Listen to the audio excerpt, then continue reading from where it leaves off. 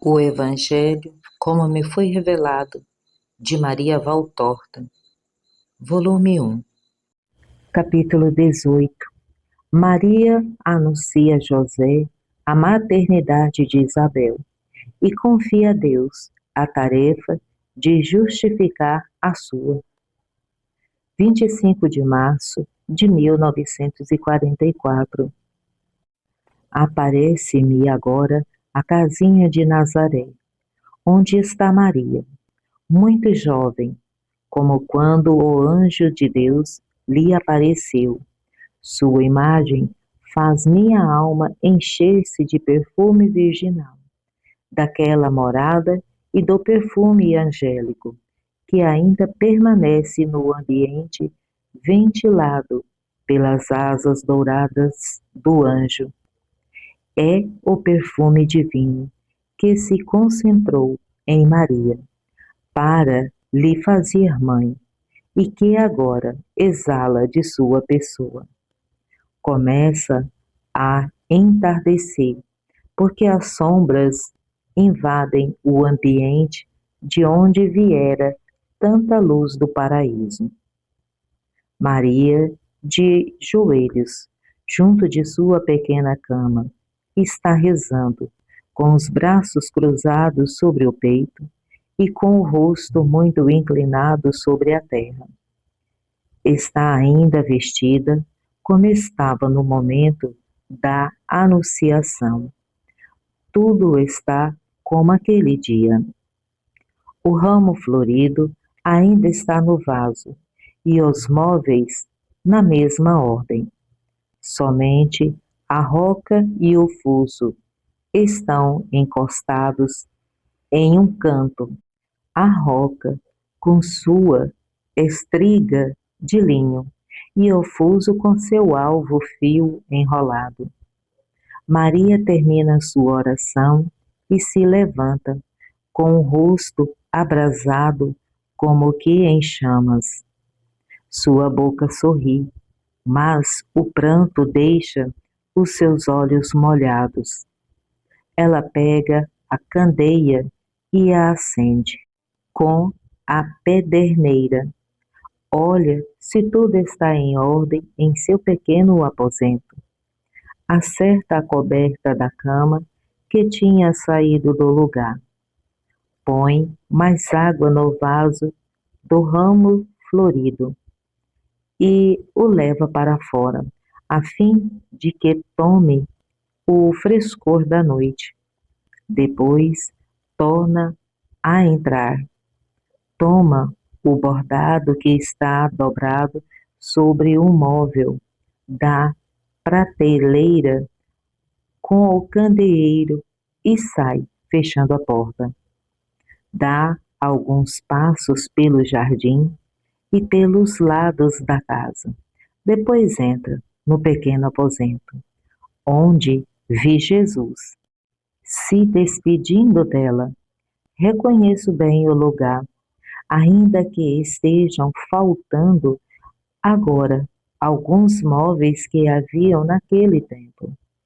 Maria desaparece, levando consigo o candeeiro para um outro pequeno quarto, e eu fico ali com a única companhia do trabalho que ela deixou sobre um canto da mesa.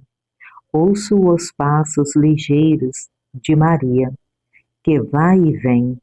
Ouço o barulho da água, como o de quem está lavando alguma coisa.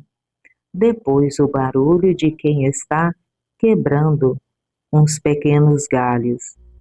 E compreendo que ela está acendendo fogo com os gravetos.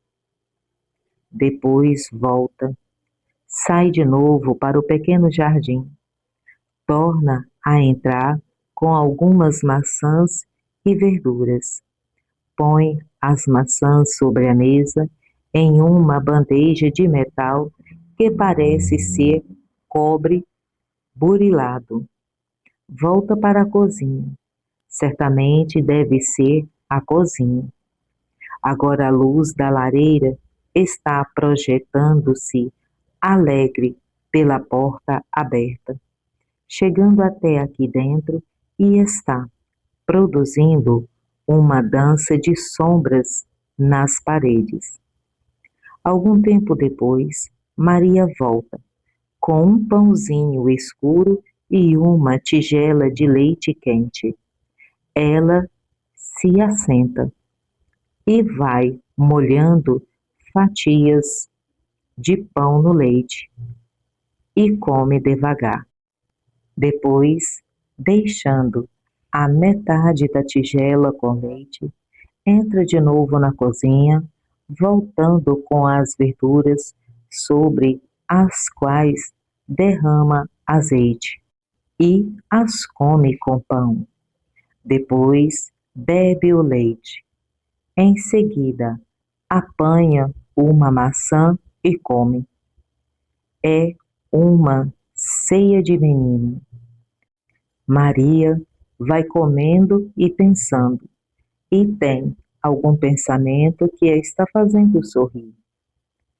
Levanta-se, corre o olhar pelas paredes, parecendo querer comunicar a elas um segredo, mas de vez em quando fica séria, quase triste. Contudo, logo em seguida, volta o seu sorriso. Ouve-se bater à porta. Maria se levanta e abre. José entra. Saúdam-se. José se assenta sobre um banco, em frente a Maria, do outro lado da mesa. José é um belo homem, na plenitude de seus 35 anos, quando muito. Seus cabelos castanhos escuros e também sua barba da mesma cor emolduram o seu rosto bastante regular, como dois doces olhos de um castanho quase preto. Ele tem a fronte espaçosa e lisa, nariz fino, levemente aquilino, faces um tanto arredondadas, de cor morena, não oliváceas, mas um pouco rosadas no centro. Ele não é muito alto, mas é robusto e bem feito de corpo. Antes de sentar-se, tirou o manto, que é uma peça inteira, e é o primeiro que vejo feito assim, presa à altura da garganta por um alfinete, ou coisa semelhante, e tem um capuz.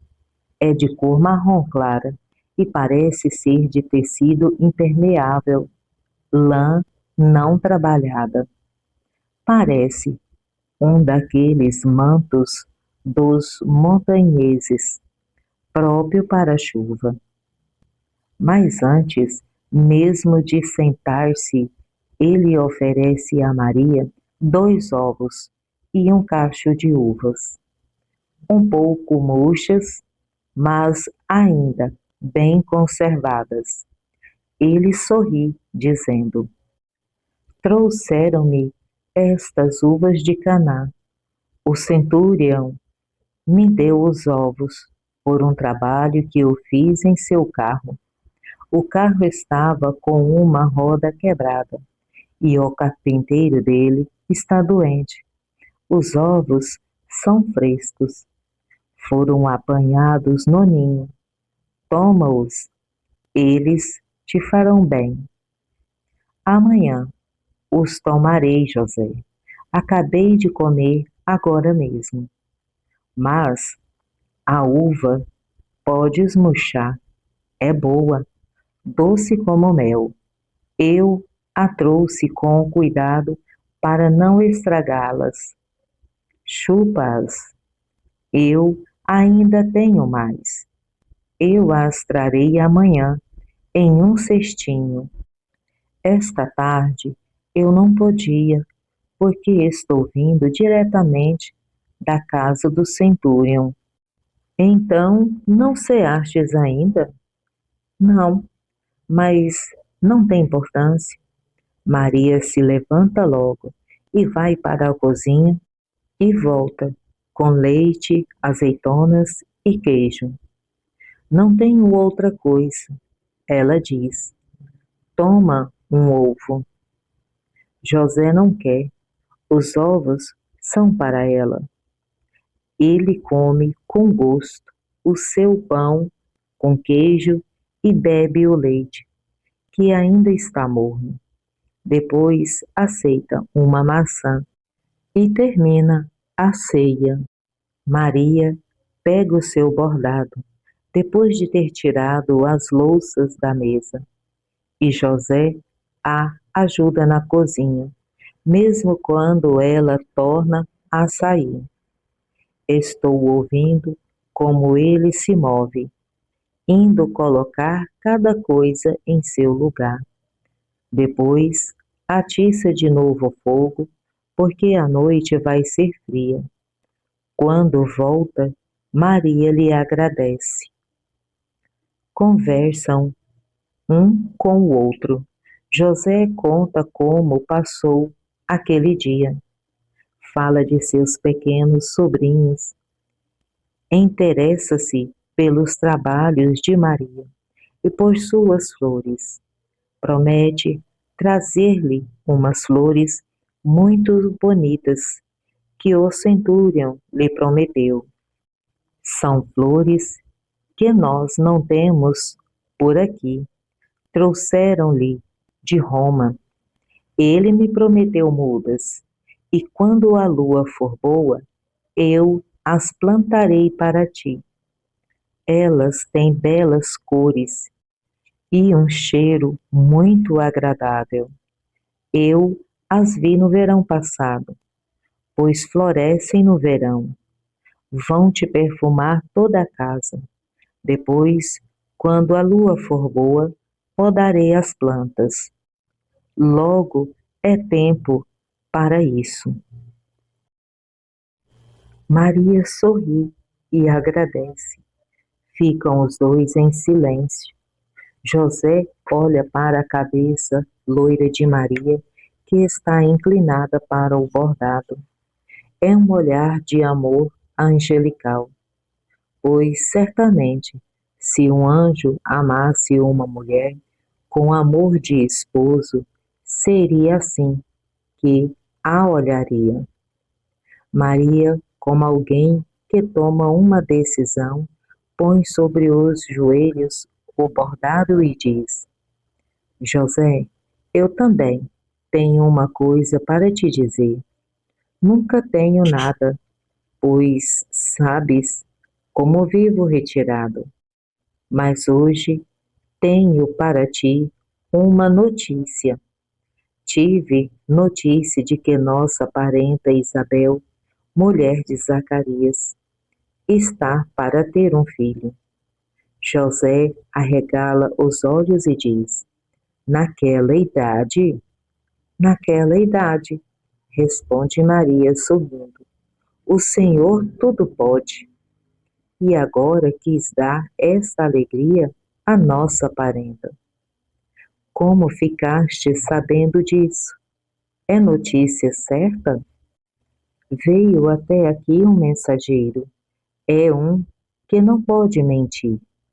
Eu gostaria de ir à casa de Isabel para ajudá-la e dizer-lhe que me congratulo com ela, se me deres licença. Maria, tu és a minha esposa e eu sou o teu servo. Tudo o que fazes é bem feito. Quando gostarias de ir? Quanto antes. Mas ficarei fora alguns meses e eu ficarei contando os dias à tua espera. Vai tranquila, cuidarei da casa e do pomar. Encontrarás na volta as tuas flores tão bonitas como se tivesses cuidado delas. Só uma coisa, espera, eu preciso ir antes da Páscoa a Jerusalém, comprar alguns objetos para o meu trabalho. Se esperares 1 ou 2 dias, te acompanharei na viagem. Não mais, porque eu preciso voltar logo. Mas daqui até lá, podemos ir junto. Eu fico mais tranquilo quando sei que não estás sozinha pelas estradas. Para tua volta, me mandarás notícia e irei te buscar. És tão bom, José. O Senhor te recompense com as tuas bênçãos e mantenha a dor longe de ti. Peço isso sempre a ele. Os dois castos esposos sorriem angelicalmente um para o outro. Fazem-se silêncio por algum tempo. Depois, José se levanta, torna a colocar o manto, puxa o capuz sobre a cabeça, saúda Maria, que também se levanta e sai. Maria o fica olhando enquanto ele caminha e dá com um suspiro como de pena. Depois eleva os olhos para o céu. Certamente está rezando. Fecha a porta com cuidado, dobra o bordado, vai à cozinha, apaga ou cobre o fogo. Olha se tudo está em seu lugar. Toma o candeeiro e sai, fechando a porta. Com a mão, faz um anteparo de proteção para a chama do candeeiro, que está tremendo pelo vento frio da noite. Entra no aposento e vai rezar ainda. A visão termina assim. Maria diz: querida filha, quando, depois de cessar o êxtase que me havia enchido de inexprimível alegria, voltei ao uso dos sentidos nesta terra. O primeiro pensamento que tive foi José, pensamento pungente, como um espinho de roseira, me feriu o coração, enfaixado. Há alguns instantes, pelas rosas do divino amor. Meu esposo, eu já o amava, este meu santo e previdente guarda, desde quando a vontade de Deus, por meio da palavra de seu sacerdote, me tinha querido desposada a José, eu já pudera conhecer e apreciar a santidade deste justo. Unida a ele, eu tinha sentido que cessava aquela minha desorientação de órfão e já não tinha mais saudade do meu tempo de exilada no templo. Para mim, ele era tão bom como meu falecido pai. Junto dele, eu me sentia segura, como junto ao sacerdote. Toda minha titubeação havia cessado, e não só cessado, mas ficado esquecida. De tal modo, tranquilizava-me o coração de virgem, ao compreender que já não precisava mais titubear, pois não tinha que temer nada da parte de José, mas seguro de que um menino nos braços da mãe, assim estava a minha virgindade confiada a José. Mas e como dizer-lhe que eu era mãe? Eu procurava palavras para dizer-lhe isso, mas era uma tarefa árdua.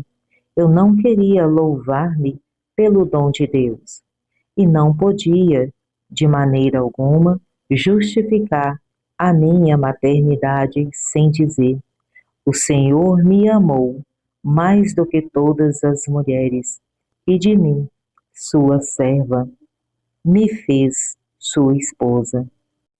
Enganá-lo, escondendo-lhe o meu estado, eu não queria também.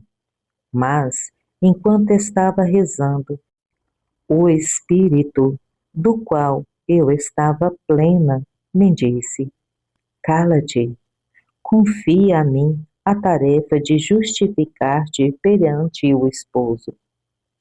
Quando? Como? Estas coisas não lhe perguntarei. Eu sempre me havia confiado a Deus, como uma flor na onda que a transporta.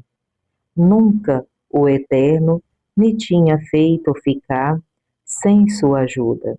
Sua mão sempre me havia sustentado, protegido e guiado até aqui. E iria fazer tudo isso também agora. Minha filha, como é bela e confortável a fé em nosso eterno e bom Deus. Ele nos acolhe em seus braços, como em um berço, nos leva ao luminoso porto do bem, como num barco. Nos aquece o coração, nos consola, nos nutre, nos dá repouso e alegria, nos dá luz e guia.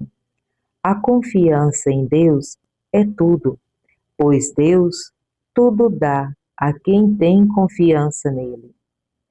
Ele se dá até a si mesmo. Naquela tarde, levei a minha confiança de criatura à perfeição. Agora eu o podia fazer, porque Deus estava em mim. Antes tinha tido a confiança de uma pobre criatura. Sempre um nada, mesmo sendo tão amada, a ponto de ser sem mácula. Mas agora eu tinha uma confiança divina, porque Deus era meu esposo, meu filho. Oh, que alegria!